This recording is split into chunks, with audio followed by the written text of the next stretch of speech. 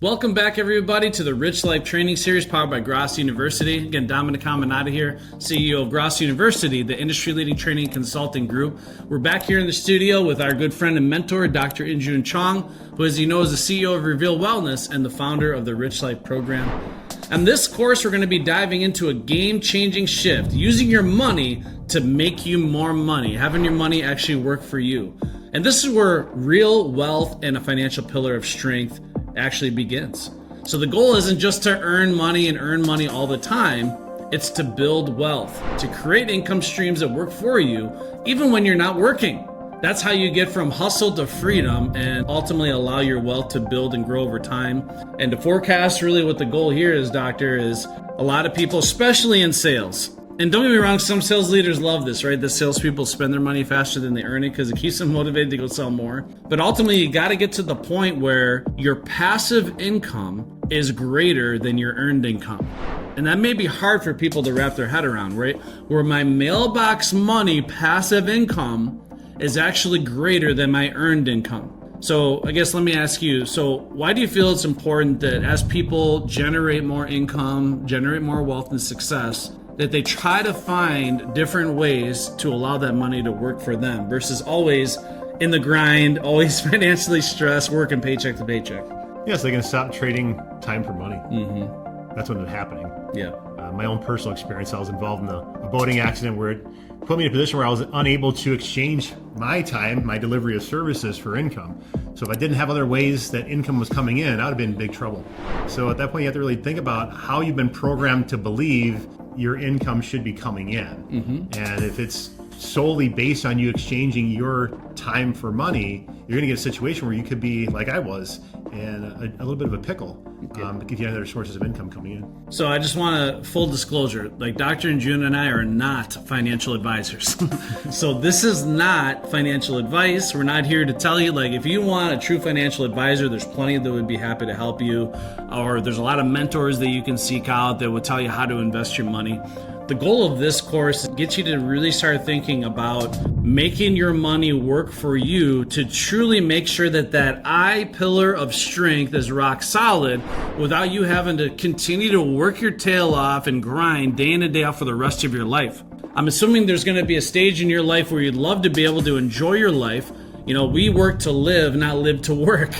Now, working is essential for living, especially in the beginning, but if you do it right, depending on what goes on in the world, you know, sometimes we hit a recession or depression or things fluctuate in the world and in the markets, right? However, if I have enough passive income, ideally with real tangible investments, things that I can see, touch, and feel, that's going to give me so much security financially that even if things in my business or in my sales or something outside my control impacts my ability to earn income, then I have the insurance policy, that security of that passive income to keep my head above water. It's time to listen up, closers. Before you go any further, you need to hear this. The Grosso University Sales Academy Masterclass is not just another training opportunity. This is the most in-demand, highest-rating sales training program in the history of the home improvement industry. Thousands of sales warriors just like you have gone through this life-changing program taught by our world-class head sales trainer, Daniel Coombsbury, and they are winning more and bigger because of it. If you're serious about dominating in sales, this is where you go to sharpen your edge. The best part is, it's 100% virtual and happens on the second Monday of every month, so there are absolutely zero excuses not to invest in your growth and development. Why don't you go ahead and hit the link in the description to learn more and lock in your spot and get ready to ignite the greatness within. On behalf of Grosso University, yes, you are a closer, and back to the video. And I've seen that time and time again. So what are some ways you've seen people like invest in their money to make sure that their money makes money for them? Or what are some, like, you've been around a lot of wealthy people. Again, this is not financial advice, just to get people to start thinking about some opportunities that are out there. Well, as you know, the big crypto thing, that's been a huge thing where these young kids just made it huge money-wise. Right.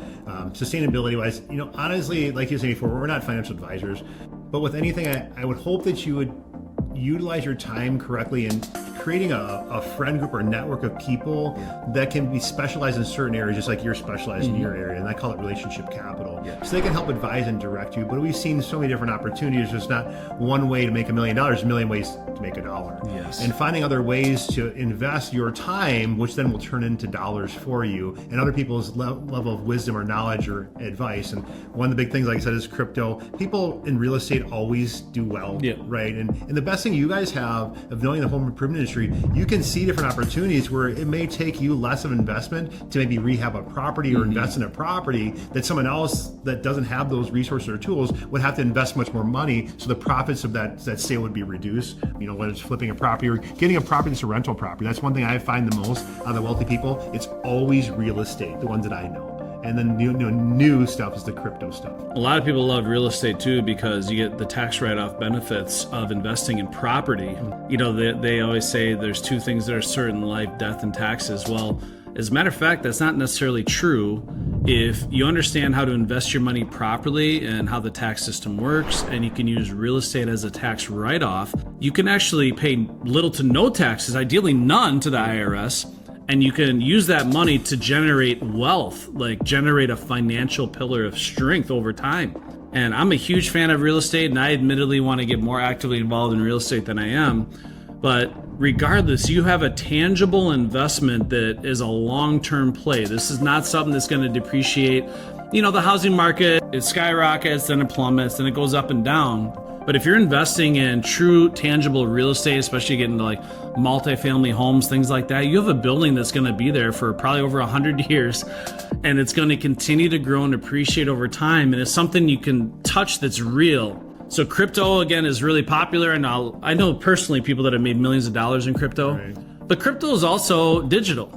And things can happen in the digital world that are outside your control. And what people start to see with crypto is extremely volatile. Like one day you're on top of the world and tomorrow you want to jump off a bridge. So whereas the things like real estate or tangible investments, they tend to have more predictable, slow, steady growth over a long period of time. But again, this is not financial advice, but the whole name of the game is think about taking a sizable percentage of all your earned income.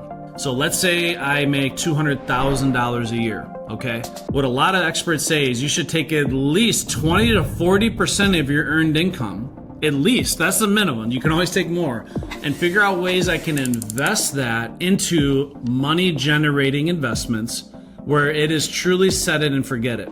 So a lot of people are scared to invest in things that are going to occupy more time, and I'm personally a believer in that too. Because like, if you want to be good in business and in sales, like you need to be able to dedicate a lot of your attention to that. If you get involved in all these investments that require a lot more of your energy, then you're kind of spreading yourself too thin. And when you try to do too many things at once, you don't do good at any of them, right?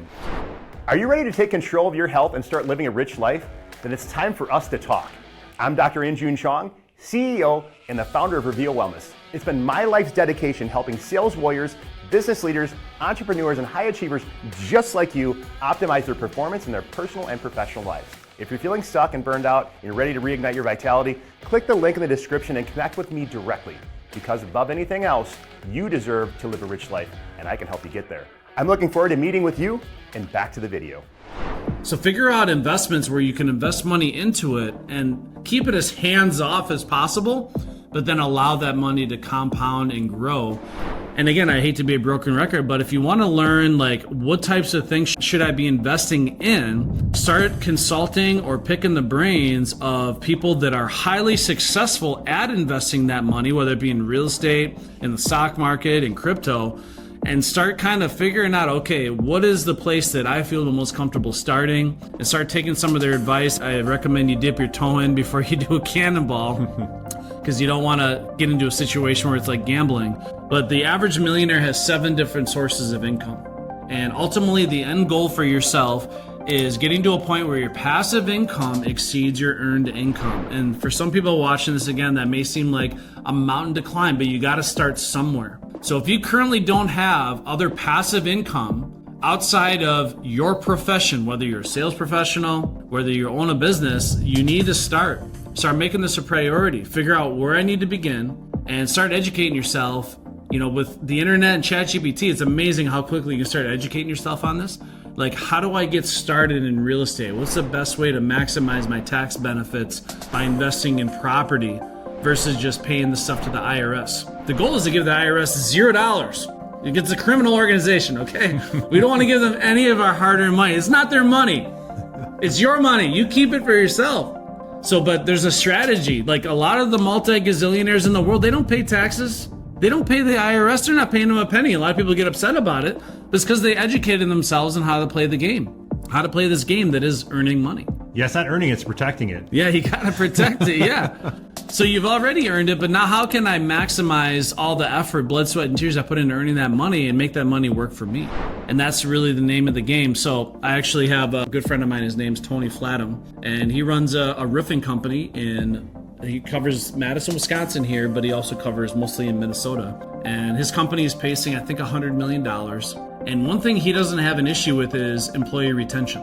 And the reason why is not just because his employees make money, he actually sits down and educates every single employee how to invest in real estate, how to invest in the stock market, how to have their money create generational wealth for themselves and their family.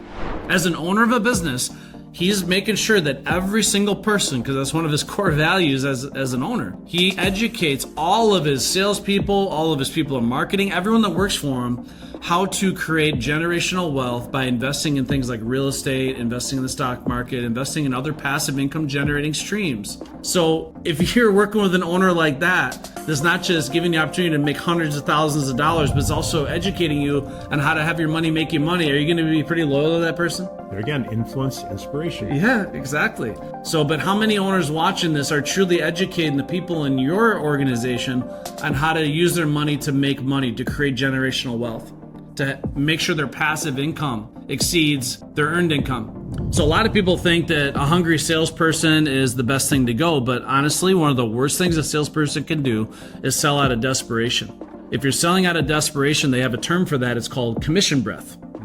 When a salesperson is desperate to make money and they have commission breath, the homeowners feel that desperation and it makes them highly uncomfortable. It's actually easy for that salesperson to kick in their fight or flight response. So when the salesperson goes into that house comfortable and relaxed, they know their financial pillar of strength is intact. They're not desperate for a sale. I always say the opposite of selling out of desperation is acting and behaving as if you could care less whether or not that homeowner does business with you, because financially, I'm fine. I don't need your business. I'd love to earn your business, but I don't need it. And the homeowner can feel that comfort, that confidence, that authoritative, relaxed, assertive confidence.